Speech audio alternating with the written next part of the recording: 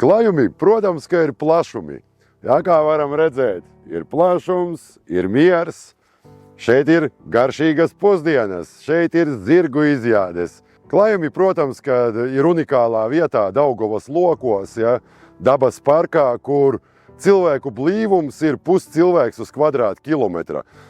Šeit, teiksim, biežāk var sastapt zaķi vai alni nekā kādu cilvēku. Šeit klajumos var izjust to mieru. Bet, ja gribās kaut ko iestrāku, var arī iestri pavadīt laiku, atbraucot plašākā kompānijā un kārtīgi izdauzīties. Ja, šeit neviens neteiks, kāpēc tu te kliedz, ja nesauks policiju, te droši var arī kliegt. Klajumi dzīvo un strādā cauru gadu. 4 sezonās, ziemā, vasarā, pavasarī un rudenī mums ir ko darīt. Zirgi mūsu dzīvē ir īpaši. Tie ir snieguši dažādus atbalsta momentus mums arī grūtos brīžos. Bet vairāk viņi ir mūs iepriecinājuši. Līdz ar to mēs arī mūsu apmeklētājiem piedāvājam sajust šo īpašo zirga auru un uzticēties šim spēcīgajam dzīvniekam. Zin kā, es saku, zirgs nav kaķis, nē, viņam arī tā glaudīšana īpaši viņam tā. Noteikta kustība, jo viņi arī savā starpā komunicē, jā, ar zobiem viens otru skribina. Tā ir tāda mīlestības izpausme, jā, ka viens otram ņem un šeit skribina.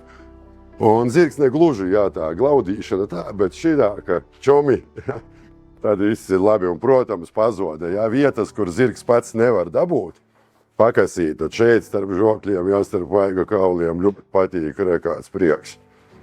Ar zirgu var gan draudzēties, gan runāties. Nekas, ka viņi nerunā mūsu valodā, bet viņam ir ļoti izteikta ķermeņa valoda, kuru nedaudz pavērojot arī var saprast, ja viņš ļoti augstu intelektuāls dzīvnieks, kas saprot tavu noskaņojumu. Ja tu esi nedaudz satraukts, viņi visi nāks, būbinās, tevi būžinās. Pilnīgi liekas, ka viņi jautā, nu kas ir vecīti, kas te par nogurumu vai kas par bēdiņu, ja? Arī emociju līmenī, ja ne obligāti ir jājāj uz zirga. Pie viņa var vienkārši pabūt, ja, pakomunicēt ar viņu.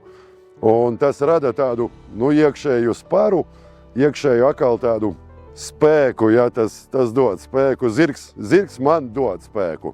Un kā jau zirdzinieki parasti saka, zin, kur ir 1, tur būs 5, kur 5, tur 15.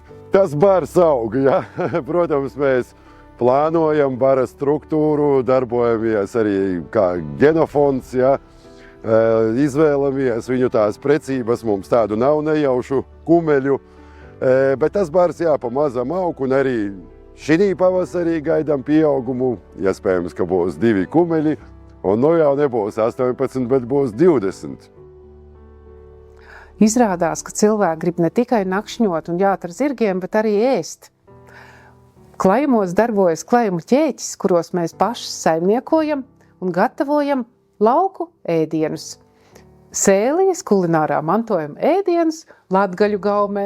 Klajumos ir ne tikai zirgu ganības. Mums ir labi iekārtotas brīvdienu mājas dažādās viensētās. Centrālais ir klajumi, tad mums ir ķemeri, ganiņi un krasti. Brīvdienu mājas mums ir labi iekārtotas. Katrā ir virtuves zona, vairākas guļamistabas un viesistabas. Un, lai varētu dzīvot saskaņā ar dabu, tad mēs arī klajumos ļoti domājam par ūdens taupīšanu, par dažādām lietām, kā varētu pagarināt un mazāk iejaukties tajā dabā. Ja? Tāpat ir ieplānots arī lietus dārzs, kur no pārējām ēkām ūdeņus vāksim lietus dārzā, kas tiks smuki papildināts ar dažādiem augiem, ja, piemērotiem, kas arī ar savām saknītēm filtrēs tos ūdeņus un jau tālāk uz dīki novadīs izfiltrētu tīru ūdeni. Un tāpat arī viens no tādiem lieliem projektiem, kas ir iecerēts un tūlīt arī pavasarī mēs viņu realizēsim, būs ūdens attīrīšana, jeb mākslīgais mitrājs. Nu, tāds dabai ļoti draudzīgs projekts. Lepojamies, ka ne tikai mēs ar Viktoru, bet visa ģimene strādājam kopā. Bērni ir izauguši un tagad ir riktīgi mums darba palīgi.